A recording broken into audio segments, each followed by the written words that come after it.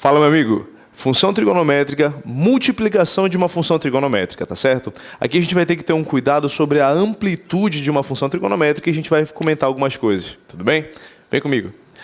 Seguinte, apenas para funcionar como um exemplo, lembra quando você pega uma foto e vai colocar no Instagram e antes você vai querer dar aquela ajeitada na foto para ficar um pouco melhor?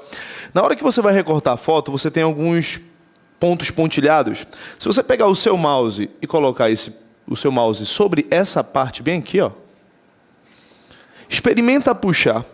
Tem apenas um pequeno problema. Quando você puxa, né, a figura exatamente nesse ponto, ela vai distorcer. Isso acontece porque ela não vai expandir a largura, apenas a altura da figura. A figura resultante vai ficar algo nesse formato bem aqui. Vai ter um aspecto parecido, mas ela vai ficar de maneira espichada, né? Vai ficar esticada. Falando em linguagem bem informal mesmo. Vai esticar a figura e vai ficar distorcida. Alguns ficam até com uma aparência um pouco deformada. Essa deformação vai acontecer exatamente nessa nossa função seno bem aqui, quando você multiplicar por uma constante, beleza? Então, grava essa ideia que vai ser fundamental para você entender o que a gente vai falar agora nessa aula. Então, aqui, só frisando, né? A parte horizontal continua a mesma coisa. Nós estamos realizando apenas transformações verticais, beleza? Então, aqui você tem 3π sobre 2 e aqui você tem 2π. Tudo bem? Apenas isso, tá? Então, a gente vai continuar aqui ao zero, tá? Bora continuar a nossa estrutura bem aqui. O que acontece quando eu pego essa função seno e multiplico por 2? Eu não irei alterar a centralidade. Lembra? A centralidade é aquele eixo imaginário que passa no centro da função seno. Tudo bem? Então, você não vai movimentar ela. Ela vai continuar no zero, só que você vai esticar a função. Tudo bem? Então, vai ficar algo assim. Você está multiplicando por 2 a sua função seno ela vai ficar um pouco mais íngreme. Ela vai ficar desse jeito, ó. Um pouco mais pontiaguda.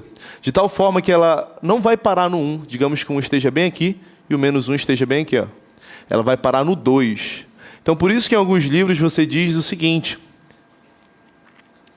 que essa constante, na verdade, ela representa a amplitude da função seno.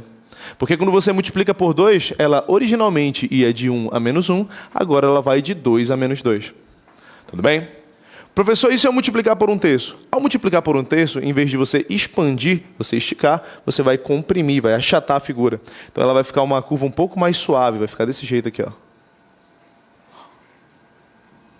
1/3 para cima, menos 1/3. Perceba que a centralidade das duas, né? Tanto da primeira quanto da segunda, está passando pelo zero, está passando pela origem, tá bom? Dúvida muito recorrente. Professor, ao multiplicar por menos, acontece alguma transformação significativa na função? Sim. Mas bora analisar a multiplicação por menos. Quando você multiplica um número positivo por menos, ele fica negativo. Quando você pega um número negativo e multiplica por menos, ele fica positivo. Então, o menos, na verdade, ele tem o poder de trocar o sinal. Multiplicar por menos 1 é trocar o sinal de uma função. Então, analisa a função seno original. Essa primeira parte não estava acima do zero, ela não era uma parte positiva. Ao multiplicar por menos, você vai meio que espelhar para a parte negativa. Então, a sua função que subia no início, ela vai começar descendo. Vai ficar assim, ó. Usando a mesma ideia, essa parte era negativa, ao multiplicar por menos, ela fica uma parte positiva, então ela vai para cima. Então a sua função seno fica desse jeito aqui, ó. Beleza? Continua tendo máximo 1 e mínimo menos 1. Tá bom? Você multiplicar por menos 1, a única coisa que vai alterar na sua função é que ela vai ficar de ponta cabeça, ela vai inverter.